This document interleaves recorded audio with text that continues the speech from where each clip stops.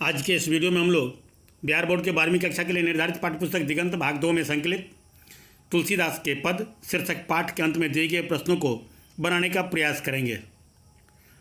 तुलसीदास के पद शीर्षक पाठ के अंत में कुल 15 प्रश्न दिए गए हैं। प्रश्न संख्या 1 से लेकर के 6 तक के प्रश्नों का हल इस वीडियो में दिया गया है, जबकि प्रश्न संख्या 7 से लेकर के 15 तक के प्रश्नों का हल दूसरे वीडियो में दिया जा रहा है। आशा है ये दोनों ही वीडियो आपके लिए उपयोगी सिद्ध होगा। नमस्कार दोस्तों, मैं सुमन और आप देख रहे हैं हिंदी ट्यूटोरियल क्लासेस। आगे वीडियो को स्टार्ट करें उसके पहले आप इस वीडियो को लाइक कर दें, और यदि आप इस चैनल पर नए हैं तो चैनल को अवश्य सब्सक्राइब करें, बेल आइकन जरूर दबाएं ताकि वीडियो का नोटिफिकेशन सबसे पहले आपको मिले। तो चलिए आगे चले और देखिए इस पाठ का जो सबसे पहला प्रश्न है उसमें आपसे पूछा जा रहा है कि कभुक अम्ब अवसर पाई, यहाँ अम्ब संबोधन किसके लिए है और इस संबोधन का मर्म स्पष्ट करें। तो इसके जवाब में आप लिख सकते हैं कि प्रस्तुत पंक्ति में जगत जननी माता सीता के लिए अम्ब शब्द का प्रयोग हुआ है। इस संबोधन से कवि सीता के माध्यम से भगवान के ध्यान को अपनी ओर खींचने की कोशिश करते हैं। वे सीता से कहते हैं, हे माँ, अगर आपको कभी अवसर मिले तो भगवान को मेरी भी याद दिला देना, बस इसी से मेरी बात बन जाएगी, अर्थात मेरा काम हो जाएगा। क्लियर। आगे जो दूसरा प्रश्न है उसमें आपसे पूछा जा रहा है कि प्रथम पद में तुलसीदास ने अपना परिचय किस तरह दिया है या किस प्रकार दिया है, लिखिए। तो इसके जवाब में आप लिखेंगे कि प्रथम पद में तुलसीदास ने अपना परिचय देते हुए स्वयं को दीनहीन मलिन मन वाला एक दुर्बल मनुष्य कहा है। वे जगत जननी माता सीता से कहते हैं कि हे माँ, मैं दीनहीन और मलिन मन वाला एक अत्यंत दुर्बल मनुष्य हूँ। मैं प्रभु की दासी तुलसी का दास बनकर दिन रात उन्हीं का भजन करता हूँ और उन्हीं भजनों से अपना पेट भरता हूँ। अतः मौका मिलने पर आप उन्हें मेरे बारे में बता देना। यदि वे पूछें कि कौन है तो उन्हें मेरा नाम बता देना, इसी से मेरा काम हो जाएगा। इस तरह यदि आपने अपनी बातों से मेरी सहायता की तो मैं आपके स्वामी के गुणों को गाते हुए इस सांसारिक भवसागर को पार कर जाऊंगा। क्लियर। आप चाहें तो इन्हें अपने तरीके से भी आप लिख सकते हैं, जरूरी नहीं कि जैसा मैं बता रहा हूँ बिल्कुल वैसा ही आपको लिखना है। क्लियर। आगे तीसरे नंबर का जो प्रश्न है उसमें कुछ पंक्तियाँ दी गई हैं और उन पंक्तियों के अर्थ स्पष्ट करने हैं आपको। उसमें क के अंतर्गत जो पंक्ति दी गई है उसमें कहा जा रहा है कि नाम लय भरे उधर एक प्रभु दासी दास कहाई। इस पंक्ति का अर्थ स्पष्ट करना है। तो इसके जवाब में आप लिख सकते हैं कि विनय पत्रिका से ली गई यह पंक्ति 12वीं कक्षा के लिए निर्धारित पाठ्यपुस्तक दिगंत भाग 2 में संकलित तुलसीदास के पद से उद्धृत है। कवि यहाँ अपनी इन पंक्तियों के माध्यम से सीता से कहते हैं कि वो उनकी बातों को रामचंद्र जी तक पहुँचा दें। इसी क्रम में तुलसीदास अपना परिचय देते हुए कहते हैं कि मैं दीनहीन मलिन मन वाला एक अत्यंत साधारण मनुष्य हूँ, लेकिन आपके स्वामी की दासी का दास बनकर सदैव उनका भजन करता रहता हूँ और उन्हीं भजनों से अपने पेट को भरता हूँ। इस तरह कवि ईश्वर की प्रतिष्ठा करते हैं और ये बताते हैं कि सब उन्हीं की मर्जी से होता है। वही एकमात्र दीनबंधु हैं जो गरीब और निर्बलों की सहायता करते हैं। क्लियर।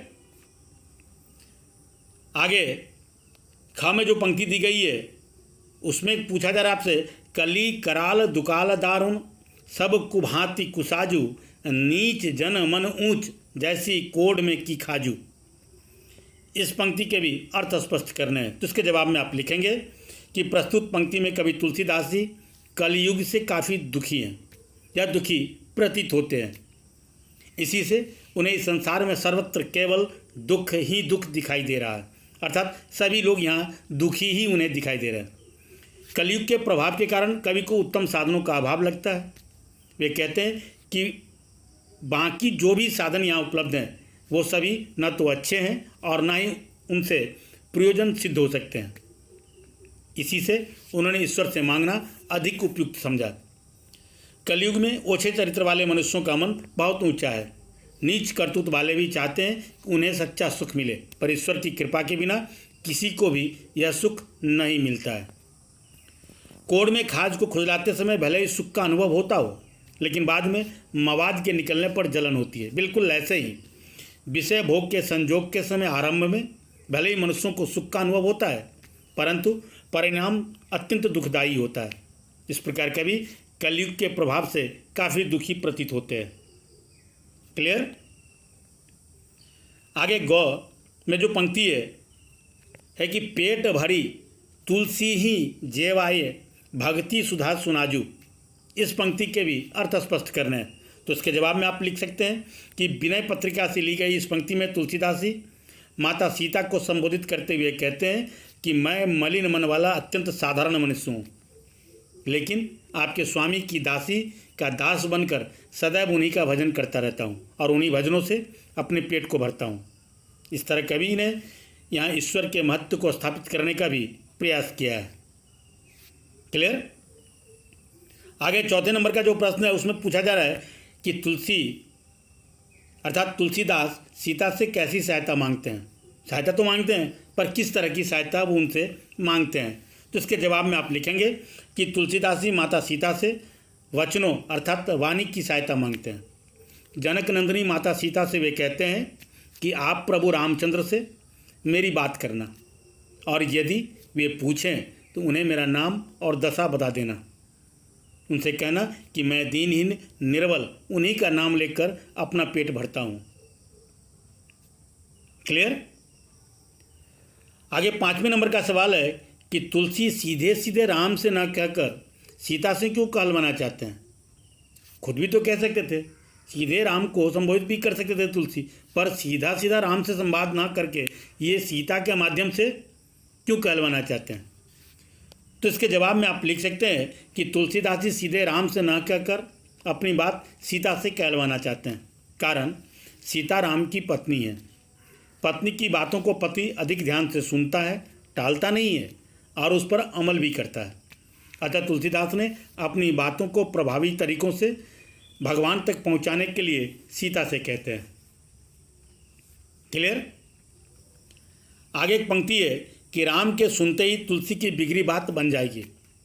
तुलसी के इस भरोसे का क्या कारण है, तो इसके जवाब में आप लिख सकते हैं कि तुलसीदास को भरोसा है कि राम के सुनते ही उनकी बिगड़ी बात बन जाएगी, अर्थात उनका काम हो जाएगा।